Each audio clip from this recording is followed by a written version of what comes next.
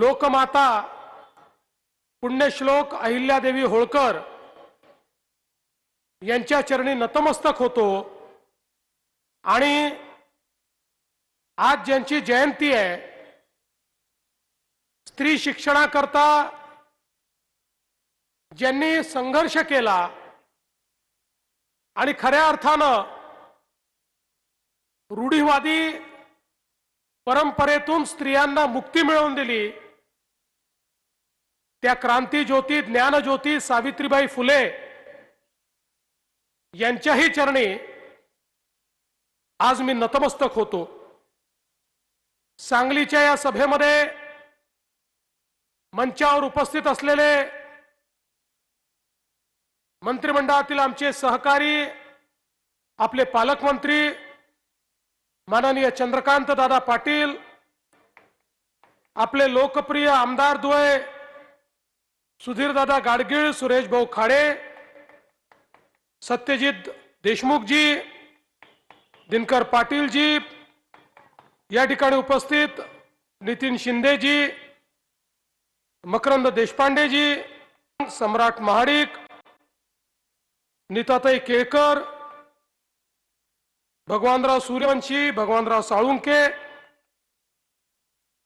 दीपक शिंदे जी, शेखर इनामदार जी, समित कदम जी, पृथ्वीराज पवार जी, आमच्या नेत्या जयश्रीताई पाटील, पृथ्वीराज पाटील, रमेश शेंडगे, सुरेश औटी, रवींद्र अरळी, भारती दिगळे, स्वातीताई खाडे, मंचावरील सर्व मान्यवर आणि या ठिकाणी उपस्थित सर्व माझ्या लाडक्या बहिणींनो आणि तितक्याच लाडक्या भावांनो,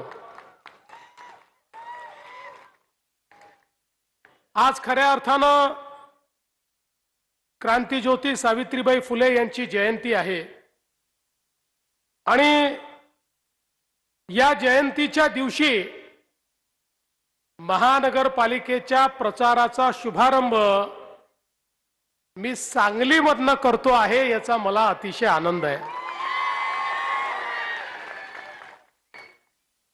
एकदा सांगलीमध्ये देशाचे प्रधानमंत्री माननीय मोदीजी आले होते आणि त्यांनी सांगितलं होतं, सांगली सर्वात चांगली, आणि म्हणून मी ठरवलं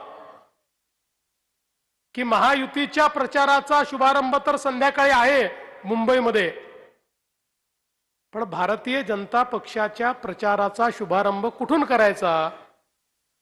तर या ठिकाणी आपण निर्णय केला की सांगलीपासून ही सुरुवात करायची आणि मला अतिशय आनंद आहे की आज आपल्या सर्वांमध्ये मी या ठिकाणी उपस्थित आहे।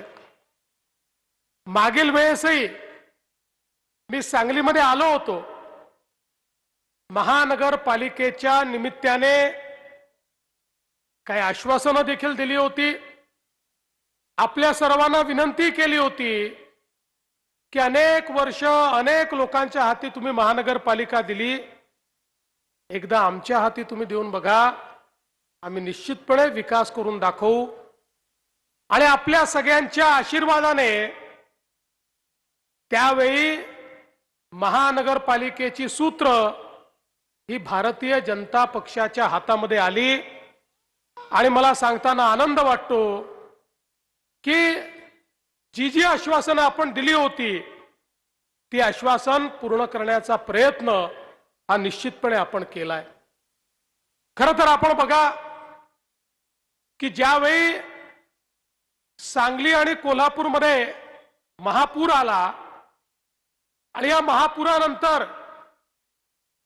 ज्यावेळी इथली परिस्थिती मी बघितली, त्याच वेळी मी ठरवलं की या दोन शहरांची रचना अशी आहे की इथे वारंवार महापूर येऊन इथल्या जनजीवनावर त्याचा परिणाम होतच राहणार आहे आणि म्हणून याचा काहीतरी परमनंट उपाय काढणं हे अत्यंत महत्त्वाचं आहे। आणि मग वर्ल्ड बँकेसोबत आम्ही चर्चा केली आणि राज्यातला पहिला फ्लड डायव्हर्शनचा प्रोजेक्ट, ज्यामध्ये 2 टप्पे त्याचे आहेत, या 2 टप्प्यामध्ये एकूण 4000 कोटी रुपये आम्ही खर्च करणार आहोत आणि त्याचा पहिला टप्पा हा 500 कोटी रुपयाचा टप्पा की ज्यामुळे आपल्या सांगली शहराला पुरापासून आपण नेहमी करता वाचवू शकू. त्याला आपण केवळ मान्यताच दिली नाही तर आता त्याचं काम देखील आपण सुरू करतोय. 591 कोटी रुपये याकरता आपण उपलब्ध करून दिले आहेत आणि पुढच्या काळामध्ये हे सगळं पुराचं पाणी हे आम्ही जे वाहून जाणारं पाणी आहे हे सगळं शहरामध्ये न येता ते पश्चिम महाराष्ट्र आणि मराठवाड्यातल्या दुष्काळी भागामध्ये वळवण्याचं काम आम्ही करतो. म्हणजे एकीकडे आपल्या शहरांना पुरापासनं संरक्षण मिळेल आणि दुसरीकडे दुष्काळी भागाला त्या पाण्यामुळे शेतकऱ्याला जीवनदान मिळेल. अशा प्रकारचं एक अत्यंत महत्त्वाचं काम या कार्यक्रमाच्या माध्यमातून आपण केलंय. आज आपण बघा आपल्या महाराष्ट्रामध्ये खूप मोठ्या प्रमाणात नागरीकरण झालं. देशामध्ये नागरीकरणात आपण दुसऱ्या क्रमांकावर आहोत. आज महाराष्ट्राची 50% लोकसंख्या ही शहरामध्ये राहते. 6 कोटी लोक 40,000 गावात राहतात आणि 6 कोटी लोक 400 शहरात राहतात आणि त्याही 6 कोटी लोकांपैकी 4.5 कोटी लोक हे सांगली सारख्या 29 शहरांमध्ये त्या ठिकाणी राहतात.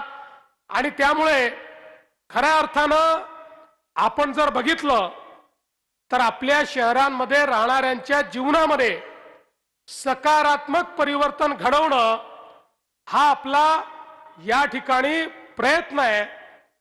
आणि आपण जर आपल्या देशाची वाटचाल बघितली तर जवळजवळ 70 वर्ष आपल्या देशामध्ये आपण एकच भूमिका मांडायचो. ती भूमिका चूक नव्हती, ती खरी होती. भूमिका आपली होती भारत हा गावामध्ये राहतो, गावाचा विकास म्हणजे देशाचा विकास. पण ही भूमिका मांडता मांडता आपण हे विसरलो की भारतामध्ये शहरं देखील आहेत, शहरातील लोक राहतात, त्यांच्याही मूलभूत सोयी केल्या पाहिजेत. अन्न वस्त्र निवारा शिक्षण आरोग्य रोजगार याकरता गावातनं लोक शहरात येत आहेत. शहराच्या गरजा वाढतायत. शहरामध्ये लोक आले की त्यांना राहायला जागा मिळत नाही, मग अतिक्रमण होतात, झोपडपट्ट्या तयार होतात. ज्याला बिचाराला जिथे जागा मिळेल तो तिथे बसतो. पिण्याच्या पाण्याचे प्रश्न निर्माण होतात, घनकचऱ्याच्या व्यवस्थापनाचे प्रश्न निर्माण होतात, पर्यावरणाचे प्रश्न निर्माण होतात. आणि म्हणून जवळजवळ 7 दशकं 70 वर्ष आम्ही शहरांकरता काहीच केलं नाही. पण या देशामध्ये